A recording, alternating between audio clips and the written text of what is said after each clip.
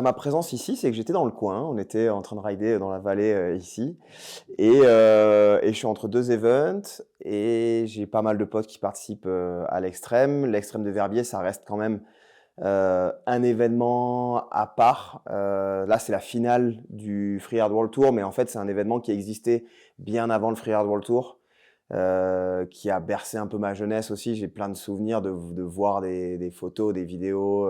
Évidemment, il n'y avait pas de live à ce moment-là, mais il y a une quinzaine d'années. Mais ouais, c'est un événement qui est légendaire parce que la face est incroyable, parce que l'engagement que ça demande est assez fou. Et donc, et j'avais jamais eu l'occasion de venir voir en live en fait. Et donc, c'était l'occasion. Et malheureusement, ça a été annulé aujourd'hui, donc on n'a pas pu voir, mais même si j'ai jamais participé, parce que pour moi, enfin, ça m'intrigue en fait, le côté freeride et faire de la compétition en freeride.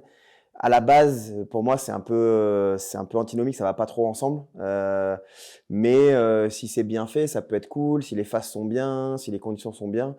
Mais c'est pas toujours évident. On le voit bien. Déjà en surf, c'est pas évident d'avoir des bonnes conditions, même sur une waiting période de 10 jours. Là, en montagne, c'est encore plus un casse-tête, quoi. Bah écoute, je me sens bien. C'est clair que ça a été une saison un peu plus particulière pour moi parce que j'ai eu un petit garçon au mois d'octobre. Donc bon chamboulement de vie. Forcément, bah c'est trop cool, mais ça prend du temps, hein. Donc j'étais un peu moins sur la neige. Quand j'étais sur la neige, bah forcément j'avais ouais, j'en ai. Par contre, les journées que j'ai fait, même si les conditions, ça a été un hiver très très particulier en Europe. J'ai pas voyagé, j'ai pas été. Il y a plein de riders qui ont été. Voilà, il y a des super conditions au Japon, au Canada et tout, mais en Europe, que ce soit dans les Pyrénées, dans les Alpes, c'était la cata. On a eu, je sais pas, 2 ou 3 chutes de neige, mais après avec des températures super élevées. Enfin, du coup, il pleuvait, après il reneigeait. Enfin, c'était un anticyclone pendant janvier-février de plus de 30 jours. Donc hiver bien particulier, mais le fait que les journées sur lesquelles j'étais sur la neige étaient comptées, bah, à chaque fois je prenais beaucoup de plaisir. Donc c'était cool. Donc mentalement, tout va bien, je suis comblé et physiquement ça va aussi. C'est sûr que, bah, tu as moins le temps de te préparer, j'ai moins été sur la neige, donc j'ai les jambes qui sont un peu moins fraîches. Mais là ça fait, 1 semaine que je ride non-stop, tous les jours là et ça m'a fait du bien, c'est cool. Ouais, il y a pas mal de projets.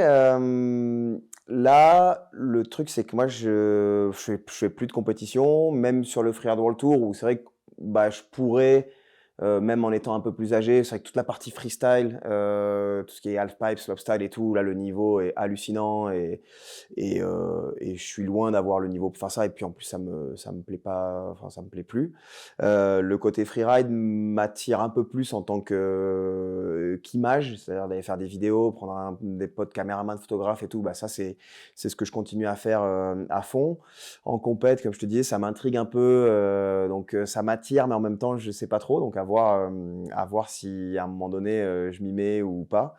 Et puis après, j'ai un côté un peu touche à tout, très curieux de nouvelles expériences et notamment, enfin là, en gros, je suis en train de préparer un voyage, une expédition au Groenland pour retourner sur les traces d'un film auquel j'avais participé quand j'avais 10 ans. Et donc là, ce serait presque 30 ans après, de retourner là-bas, retourner dans le village dans lequel on avait été, essayer de retrouver des gamins avec qui je jouais de façon totalement naturelle et naïve quand on est gamin et qu'on n'a pas la même langue, pas la même culture, mais on se comprend malgré tout. Et de faire un documentaire là-bas qui serait à la fois autour de la pratique du snowboard, parce que l'idée serait de faire une expédition pour aller rider des pentes aux alentours, faire une traversée entre les 2 villages qu'on avait rencontrés, enfin qu'on avait visités. Et en même temps, bah, faire, il y a un aspect qui serait environnemental parce que évidemment que les pôles subissent le réchauffement climatique bien plus fortement et rapidement que chez nous, enfin que dans des pays où le climat est plus tempéré, et à la fois aussi social et humain parce que ces villages-là Bah, il y a des problématiques, d'alcoolisme, de suicide, voilà, il y a un tourisme de masse qui est un peu arrivé, qui s'est un peu développé dans les dernières années, qui était pas forcément celui que nous on a connu, il y a 25 ans. Donc voilà, ils sont pris dans un chamboulement, et absolu ou au niveau géopolitique aussi, parce qu'il y a des enjeux qui sont énormes sur, l'exploitation des ressources potentielles qu'il peut y avoir là-bas, l'ouverture de nouvelles voies maritimes pour le transport, enfin, donc il y a plein de sujets qui sont profonds, qui sont pas forcément, joyeux. Moi, j'ai encore le souvenir quand je suis parti de là-bas et que j'étais tout gamin, bah, évidemment que ce voyage, il m'a marqué, profondément et émerveillé parce que c'est une nature qui était, sauvage, qui était, absolument incroyable et je pense qu'il l'est toujours.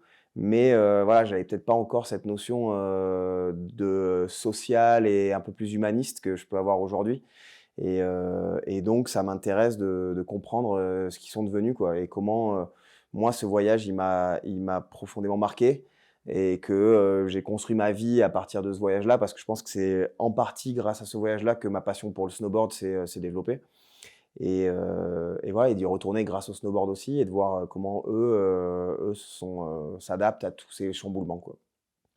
Voilà le projet. C'est un peu compliqué parce que des fois, enfin là, ce sujet-là, même s'il y a du snowboard, c'est un peu, enfin voilà, le fond du sujet, c'est plus un documentaire. Ouais, l'histoire, elle est, enfin c'est pas un film. Ce que je veux faire, c'est pas un film de snowboard, quoi. C'est plus un documentaire dans lequel il y aura du snowboard et en même temps, bah, je sais que j'ai aussi envie de faire, enfin voilà, que je suis reconnu et on m'attend et mes sponsors me demandent de voilà, de forcément de d'être actif en surf, en snow et tout et donc je peux pas faire, un film que documentaire sans mettre de snowboard et puis en plus moi j'ai envie aussi de voilà, je suis toujours aussi amoureux de snow, de surf. Enfin là, le fait d'avoir eu un petit garçon, c'est clair, enfin ou enfin voilà, un bébé, ça aurait été une petite fille, ça aurait été exactement pareil. Mais ouais, je l'avais pas oublié, mais en tout cas, ça me remet un coup de boost sur le fait que j'adore encore ça, quoi. Et j'ai des potes qui ont à peu près le même âge que moi, avec qui on a fait toute notre carrière ensemble, qui sont passés à autre chose, qui ont dit bah non, et qui ont voilà, sont rentrés un peu plus dans la vie active, qui ont monté d'autres projets, d'autres business, et qui passent beaucoup moins de temps sur la neige, qui sont plus du tout pros. Et moi, j'ai la chance à travers des nouveaux projets et de me réinventer un peu, de toujours avoir des histoires à raconter et des sponsors, donc ça c'est trop cool. Mais c'est surtout que voilà, j'adore encore sur la neige du matin au soir et que je veux pas lâcher, quoi. C'est trop cool. Bah, le truc, c'est que j'habite sur la côte, j'habite à Bidart, donc c'est plus facile de surfer au quotidien. Donc je saurais pas dire, mais ouais, je reste snowboarder d'abord et puis après surfeur. Après, voilà, le surf, ça reste une passion incroyable aussi. Mais c'est sûr que, ouais, professionnellement, on va dire que mes projets tournent plus autour du snowboard.